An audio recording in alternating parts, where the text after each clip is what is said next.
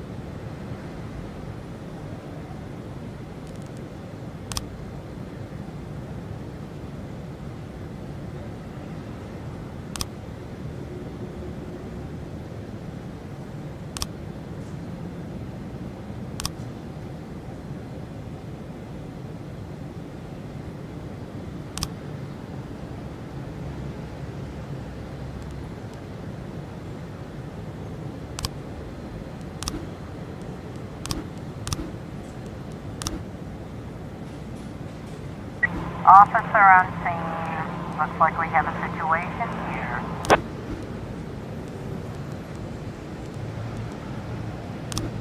712 complete. Officer on scene. Looks like we have a situation here.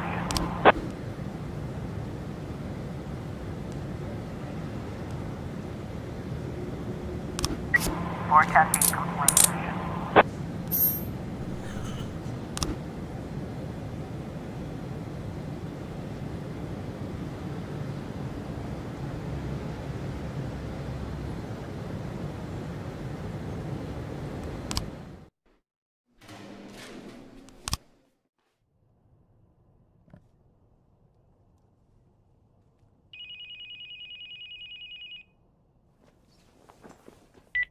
Boyd here, and I hope you have a hell of a good reason for calling me in the middle of the night. I'm sorry, Mr. Boyd.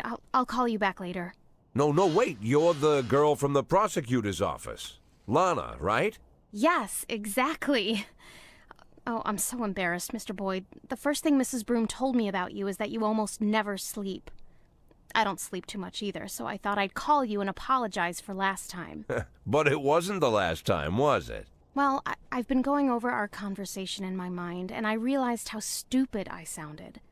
You're the chief of police, and there's a strange girl calling you, saying she'll be the next city prosecutor, just to share the news, I guess.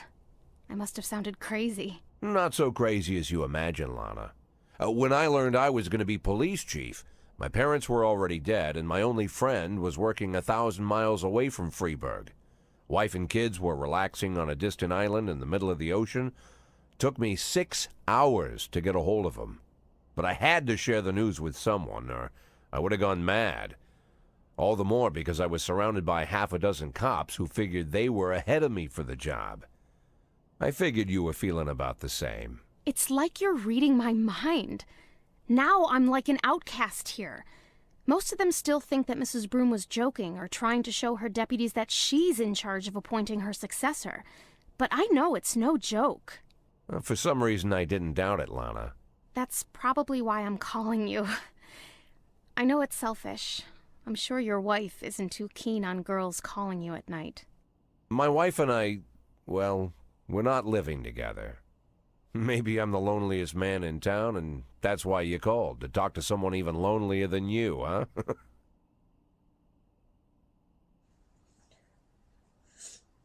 Lana? You know, Mr. Boyd, maybe I'm an idiot, but until this moment, I didn't realize how lonely I am. Well, you're in luck, because now you can call me anytime. But if you do, you'll have to call me Jack. Jack? It'll take more than one phone call to get used to that. Well, we're not in a hurry, are we? True.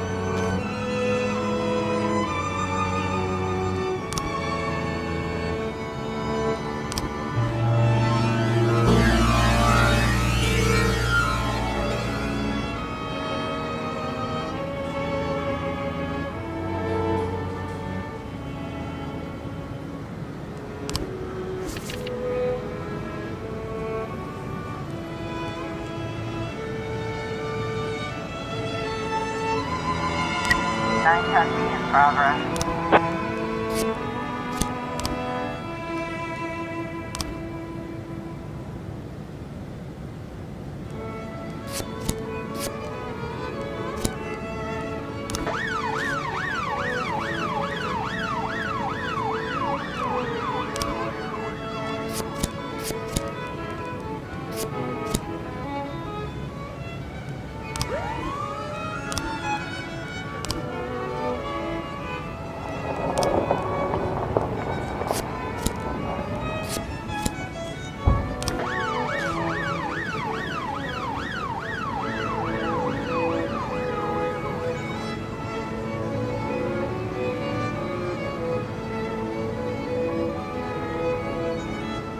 We've got a situation here.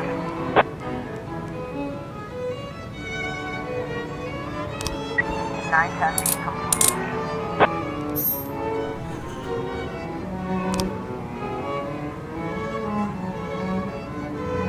910B in progress.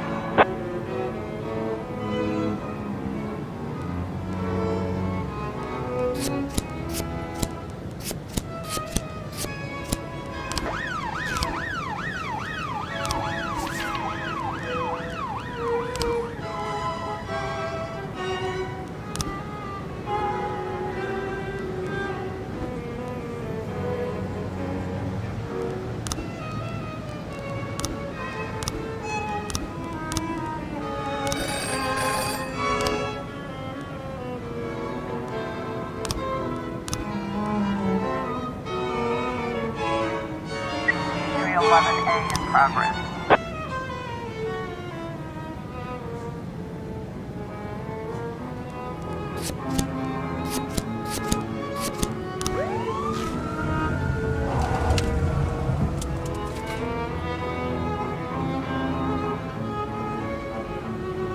Nine ten complete.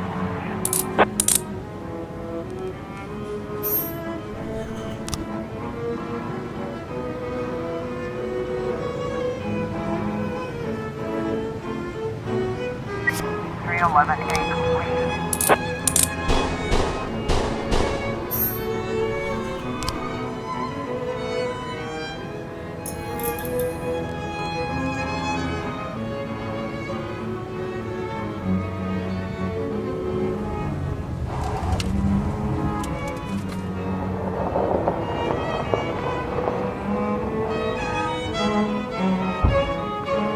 Ten 11A in progress.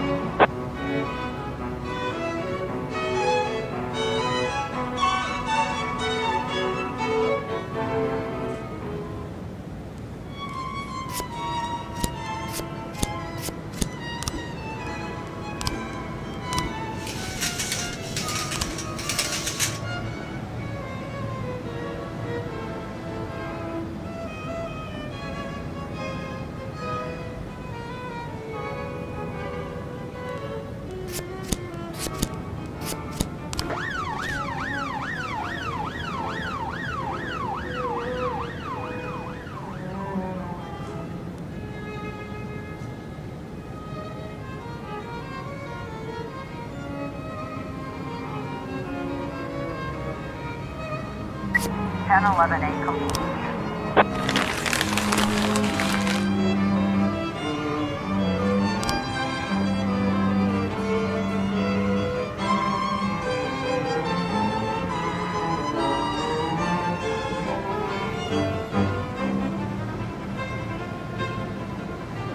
Eleven 11B in progress.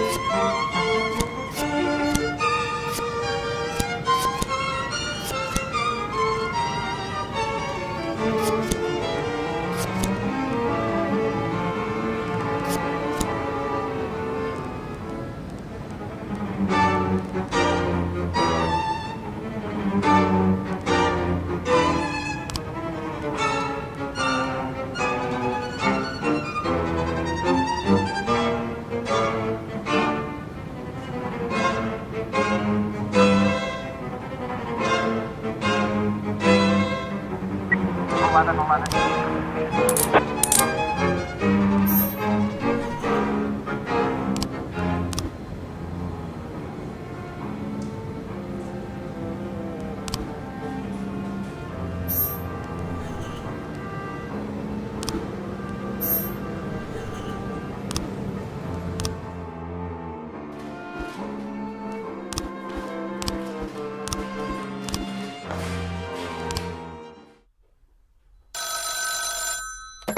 Boyd, Jack, I just watched a recording of your last press conference. What's going on with your outfit? You got a problem with your clothes? You should have called me. We could have found you a suit in no time. We could make you the most beautiful 60-year-old cop in the world. I don't have time for this, Varga. I know. It just makes me sad to see such a solid fellow dressing up like a teenager. And the new hairstyle. What's with that? If you want to hide your bald head, you should buy a hat. And if you pick out something that is... Mr. Varga, I am very tired, so if you don't... Yes, Jack, listen, I'm sorry. I'm calling you about another matter. Me and the boys have got to thinking. Why is it you want $500,000? Who told you about that? Come on, Jack, the whole town is talking about it. Well, I owe someone $500,000. A big boss. He left the city long before you got here. Sometimes sends his thugs to remind me. I want to pay him off so I can retire quietly. That's it? That's it. How boring and old you are, Jack. Okay, I won't bother you anymore. Now, don't forget your sleeping pills.